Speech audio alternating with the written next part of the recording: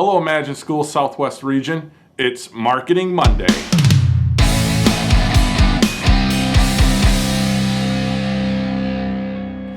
Today we're going to talk about a marketing strategy that is really cheap but can be extremely effective, and they are We Want You Back campaigns. You've probably seen these before through gym memberships, newspaper subscriptions. Anytime you sign up for something and then cancel, they're often likely to hit you with a We Want You Back campaign. A We Want You Back campaign has several different components, okay? The first is that it has a very targeted audience. For the sake of us at Imagine Schools, these will be families that at one time attended our school and then did not re-enroll. These are maybe families that enrolled over the summer, filled out the packets, but then never showed up. Or even some of those families that showed up for the first couple days of school, maybe something went wrong with transportation or communication with the school, they decided to pull their kid out. That's our targeted audience. The second part is that unlike a single marketing activity like sending a mailer, a campaign has several methods of communication, and we'll get into that in a second. But it's important to know that it's not just one single activity, it's multiple activities that we'll hold throughout the campaign. And then the last part is that it runs for a duration, a period of time. There's a start date to the campaign and an end date to the campaign. What's important about that is we can then take the target audience that we have, let's say it's 100 kids that have not returned to the school, run the campaign. At the end of the campaign, see what our success rate was. Out of the 100 kids that unenrolled at our campus, we were able to get 25 of them back. We had a 25% success rate through our We Want You Back campaign.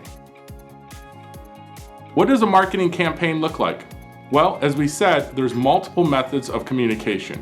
Here's an example. You can beef this up as much as you want. You can do as many methods of communication, but here's a sample of what you can do. You can start off with a digital flyer. This is just simply getting some graphic design work done, saying we want you back, and having your elevator speech or some specific bullet points that highlights why your campus is great and why you want them back. You can send that digital flyer out in a mass email to all those families that you're looking to have return to your campus. Next, you can get a hard copy mailer designed and sent to those families. Again, we're targeting only the families that have left and that we want back. So the cost of these mailers compared to some of the ones we do where we hit 5,000-6,000 homes around our campus is going to be much cheaper than the saturated traditional mailers we've done. The next would be a phone blast. This is simply where you take your elevator speech and communicate it over a phone blast, again, going to that target audience. It will go out to all of them at one time. You can pre-record these using our PowerSchool system and then set a date and time for when this will go out. The last would be probably the most important is the one-on-one phone calls. Depending on how many students you're looking to get back at your campus, you might have to create a team. Maybe have teachers from the previous year sit down and call the kids that they know.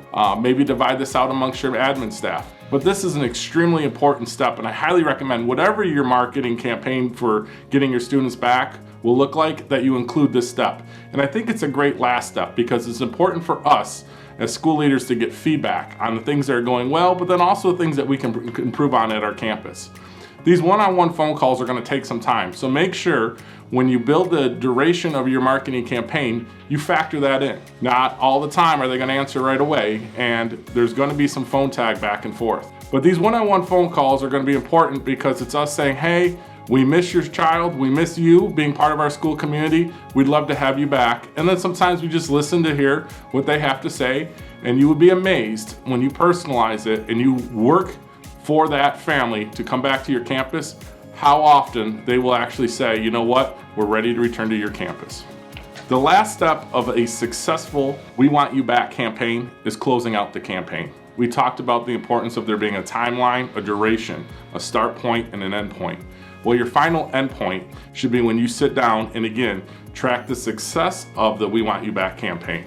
It's also a great time to stop and say what went well during this campaign, what didn't go well during this campaign, and then decide what changes you want to do for next year, the following year, when you start your school year, and again, find out that you have some kids that haven't returned.